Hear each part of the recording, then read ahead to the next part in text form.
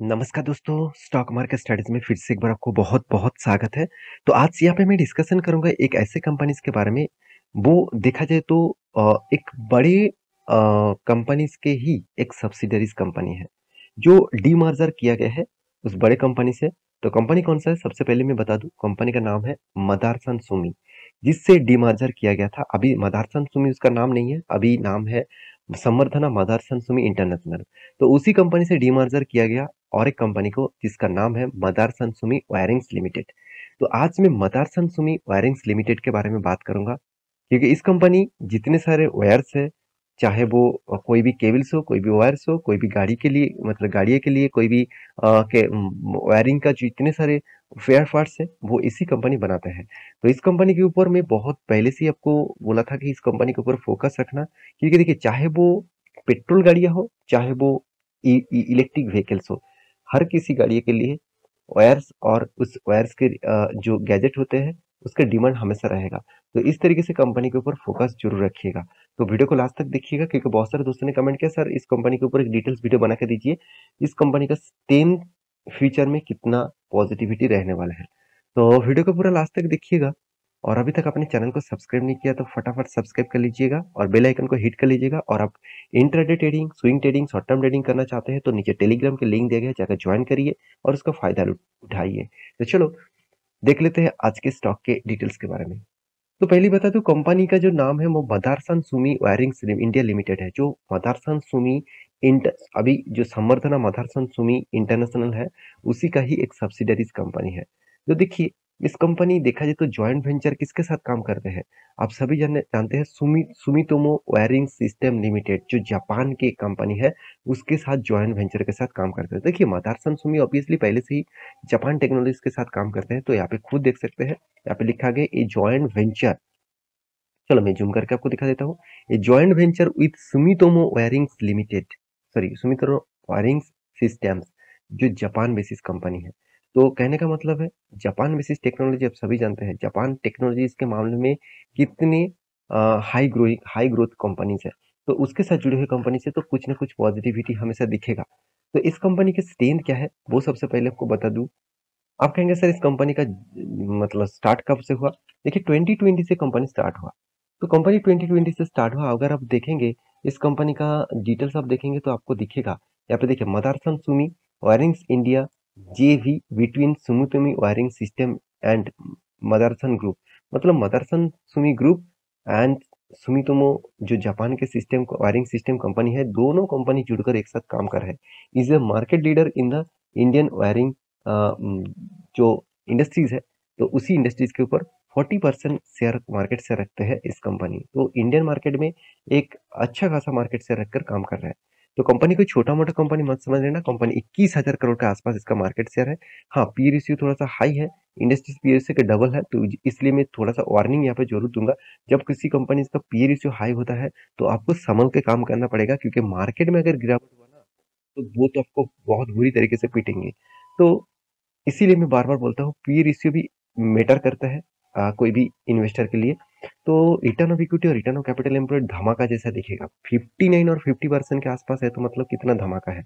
अच्छा खासा इनकम भी कंपनी कर रहा है, 450 411 करोड़ के आसपास। और साथ ही साथ डेप भी है, आप देखेंगे 3.374 करोड़ के आसपास इसका डेप्थ है। इसका टोटल ओवरऑल इसका डेप्थ ऑफ इक्विटीज के बारे में बात करूं तो 0.34 के आसपास है। इसका मतलब कंपनी का जो डेप्थ है ना, वो 0.50 के नीचे है, अच्छा खासा लेवल में देखने को मिला है।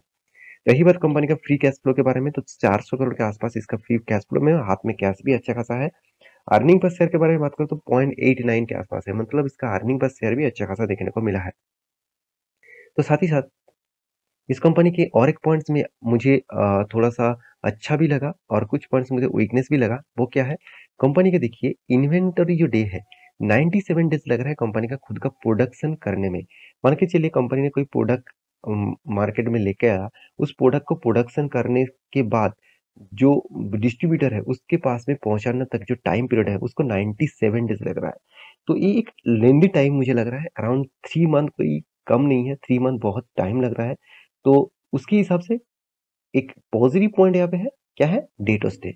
42 डेज के अंदर अंदर हाथ में पैसा आ रहा है। देखिए, 97 डेज में प्रोडक्शन करने के बाद बेच रहे हैं, मतलब प्रोडक्ट सेल कर रहे हैं। उसके हिसाब से 42 डेज में कंपनी के हाथ में पैसा आ रहा है। मतलब जो इसका जिसको इन्होंने माल बेचा उसके हाथ उससे पैसा 42 डेज में आ रहा है। तो कंपनीज के देखिए मार्केट कैप टू सेल्स बता रहा है कंपनी का वैल्यूएशन थोड़ा सा हाई है। कंपनी को 1 रुपया कमाने के लिए 3 रुपया इन्वेस्टमेंट करना पड़ रहा है। तो यही बात बता रहा है कि कंपनी का वैल्यूएशन थोड़ा सा हाई है। पैग रेशियो यहाँ पे अवेलेबल तो नहीं है। तो कंपनी का डिविडेंड पे आउट भी अच्छा खासा दिया है। तो इंटर जो कवरेज है 17% के आसपास है, क्योंकि इन कंपनी का इंटरेस्ट कम है। तो इसके इंटरेस्ट कवरेज के हिसाब से कंपनी इंटरेस्ट देकर अच्छा खासा इनकम कर रहा है। तो रिटर्न ऑफ एसेट के बारे में बात करूँ, कंपनी के एसेट के ऊपर अच्छा खासा प्रॉफिट रिटर्न जनरेट कर पा रहा है। हमेशा कहा जाता है कि 15% के ऊपर हो तो अच्छा खासा माना जाता है। तो यहाँ पे तो 21% के ऊपर है, तो एक बेस्ट माना जरूर जाएंगे। तो कंपनी के कुछ डिटेल्स आपको डेटा दिखा दूं, जैसे कंपनी का पोर्स जो है, मतलब कंपनी का पॉजिटिविटी क्या है। आप देखेंगे कंपनी वायरिंग कैपिटल रिक्वायरमेंट में कंपनी का जो रिड्यूस है फ्रॉम 45.8 डेज से कंपनी 36.1 डेज कर रहा है। मतलब कंपनी जो दिखा रहा था 45 डेज, अभी इस बार आपको इस साल में दिखेगा 36 डेज। इसका मतलब कंपनी का जो मतलब कंपनी लगातार लगातार खुद का जो कैपिटल है, जो पैसा वापस आना चाहिए था, वो जल्द से जल्द आ रहा है। ये एक बेस्ट पॉइंट है। और कंपनी का कॉन्स क्या है, मतलब वीकनेस क्या है, आप देखेंगे कंपनी ट्रेडिंग कर रहा है 19.3 टाइम्स बुक वैल्यू के ऊपर। मतलब इसका जो बुक वैल्यू है उससे 19 टाइम्स ऊपर कंपनी ट्रेड कर रहा है। तो बुक वैल्यू 2 रुपया के आसपास है और कंपनी ट्रेड हो रहा है 47 के आसपास। तो बुक वैल्यू के हिसाब से कंपनी का ट्रेड बहुत हाई वैल्यूएशन में हो रहा है। तो कोई बात नहीं, फिर भी चलते रहेंगे इस तरीके से। तो कंपनी के देखिए प्रॉफिट एंड लॉस के बारे में बात करूँ तो कंपनी का प्रॉफिट एंड लॉस आपको दिखेगा एक सेल्स में। तो कंपनी देखिए हर साल में कंपनी का सेल इंक्रीज करते जा रहा है। देखिए जिस तरीके से इस कंपनी का सेल्स इंक्रीज हो रहा है, उस तरीके से कंपनी का एक्सपेंस भी इंक्रीज हो रहा है। ये बात को भी आपको भूलना नहीं चाहिए। रही बात कंपनी के इंटरेस्ट का, इंटरेस्ट भी अच्छा खासा देखने को मिला। और एक पॉइंट्स में आपको जरूर कहूंगा, कंपनी आदर्श इनकम से भी पैसा तो कमा रहा था। तो इस लास्ट 2 सालों में कंपनी का आदर्श इनकम से कुछ पैसा नहीं आया, उल्टा नेगेटिव हो गया। मतलब कंपनी अदर बिजनेसेस से जो एक्सपेक्ट कर रहा था कि मुझे वहां से भी कुछ प्रॉफिट आएगा, उल्टा वहां पे ही कंपनी को पैसा देना पड़ा। तो वहां से आपको लॉसेस देखने को मिला। तो ये लॉसेस भी इसके अंदर इंक्लूडिंग हो जाएगा। तो टैक्सेस पे करने के बाद कंपनी के हाथ में जो प्रॉफिट आया करीबन करीबन 411 करोड़ के आसपास। पिछली बार 396 करोड़ था। इसका मतलब यहाँ पे इंक्रीजिंग देखने को मिला। तो इसीलिए देखिए कंपनी ने शायद आपको यहाँ पे चार्ट पैटर्न में कुछ पॉजिटिविटी ना दिखा दे, फिर भी कंपनी अभी भी पॉजिटिविटी है। कंपनी का सेल्स ग्रोथ अच्छा है, मगर प्रॉफिट ग्रोथ अभी तक उतना डेटा अवेलेबल नहीं है। तो कंपनी के रिटर्न ऑफ इक्विटी तो पहले भी बता चुका हूँ, बेस्ट लेवल में है। रही बात कंपनी का यहाँ पे देखिए रिजर्व के बारे में, तो रिजर्व कितना बढ़ रहा है वो देखना चाहिए। रिजर्व ऑब्वियसली पॉजिटिव में है और कर्जा भी धीरे धीरे करके ग्रो हो रहा है। कर्जे कर्जे के बारे में बात करो, देखिए 2 तरीके का कर्जा होता है, एक लॉन्ग टर्म, एक शॉर्ट टर्म। तो कंपनी इस बार शॉर्ट टर्म के लिए कर्जा लेके रखा है, लॉन्ग टर्म के लिए उतना कर्जा नहीं है। तो रही बात कंपनी का अदर्स डेटा के बारे में, जैसे कंपनी का लाइबिलिटीज, तो कंपनी का जो टोटल लाइबिलिटीज है, कंपनी का लाइबिलिटीज जो है वो धीरे धीरे बढ़ते जा रहा है। देखिए कंपनी का लाइबिलिटीज कम होना चाहिए, तो जो पैसा कंपनी को देना पड़ेगा वो ही कंपनी के लिए लाइबिलिटीज है। तो लाइबिलिटीज धीरे धीरे कम होगा तो कंपनी के लिए एक खास पॉइंट्स देखने को मिलेगा। तो फिक्स एसेट, क्या कंपनी का एसेट कितना है वो आपको देखना है। जहाँ पे लैंड, जो लैंड की जो कीमत है वो एकदम ना घबरा है। कंपनी का बिल्डिंग्स जो है वो उसका कीमत ज्यादा देखने को मिला इस बार। तो कंपनी का जो प्लांट एंड मशीनरी है यहाँ पे ज्यादा दिखेगा, क्योंकि कंपनी का मशीनरी के माध्यम से ही प्रोडक्ट बनाते हैं। तो इसलिए मशीनरी का प्रोडक्ट मतलब कीमत सबसे ज्यादा फिक्स एसेट में दिखेगा। इक्विपमेंट्स जो है कंपनी का, इक्विपमेंट्स भी कम है। यहाँ पे कंप्यूटर्स भी है कंपनी का 29 करोड़ के आसपास। तो साथ ही साथ कंपनी का फर्नीचर भी है, वहां पे भी आपको दिखेगा। तो व्हीकल्स कंपनी का गाड़ियां भी है 31 करोड़ के आसपास। तो देखा जाए तो कंपनी का जो एसेट है वो ओवरऑल बात करूं तो कंपनी का जो एसेट आपको देखने को मिलेगा 432 करोड़ के आसपास। तो इसका मतलब कंपनी ने जो कर्जा लिया, कंपनी जो कर्जा लिया उस हिसाब से कंपनी के एसेट भी अगर बेचेंगे तो कुछ कर्जा तो यहाँ पे ऑब्वियसली मतलब 2 बार चुकता कर पाएंगे। तो इस तरीके से कुछ डेटा देखने को मिला है। तो और एक पॉइंट्स मैं आपको यहाँ पे दिखाऊंगा, वो है कैश फ्लो।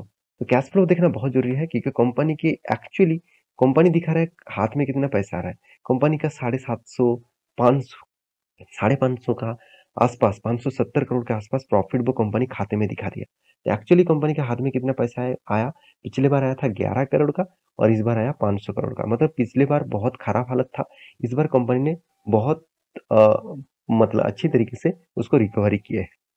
तो रिकवरी जितना होगा उतना ही कंपनी के लिए खास बनेगा। तो रही बात कंपनी के ऊपर इन्वेस्टर की बात करूँ तो कंपनी के प्रोमोटर के पास अच्छा खासा होल्डिंग है। एफआईएस, डीएस हर कोई इन्वेस्टर यहाँ पे इन्वेस्ट करना चाहते हैं, क्योंकि कंपनी अच्छा है तो इसलिए इन्वेस्टर चाहेंगे। चार्ट पैटर्न के बारे में बात करूँ तो मैं आपको एक वार्निंग दिया था टेलीग्राम में कि इस रेंज जो है, इस रेंज को अगर ब्रेकआउट मतलब ब्रेक डाउन करे तो आपको एक नेक्स्ट लेवल दिखेगा करीबन-करीबन 40 रुपीज़, 41 रुपीज़ के आस-पास। तो अच्छा खासा यहाँ पे गिरावट का माहौल चल रहा है, मुझे लगता है इस रेंज तक ज़रूर आएगा। तो बाकी इस लेवल को ब्रेकआउट होता है तो मैं टेलीग्राम में आप फिर से अपडेट दे दूंगा कितना रेंज तक वो जा सकता है। तो ये था आज का स्टॉक के डिटेल्स। तो मेरे वीडियो आपको कैसा लगा जरूर कमेंट करना। अगर मेरे वीडियो से कुछ सीखने को मिला तो चैनल को सब्सक्राइब करना और दोस्तों के साथ शेयर भी करना। मिलते नेक्स्ट वीडियो में, तब तक के लिए अच्छे से रहिए, अपने ख्याल रखिए। जय हिंद।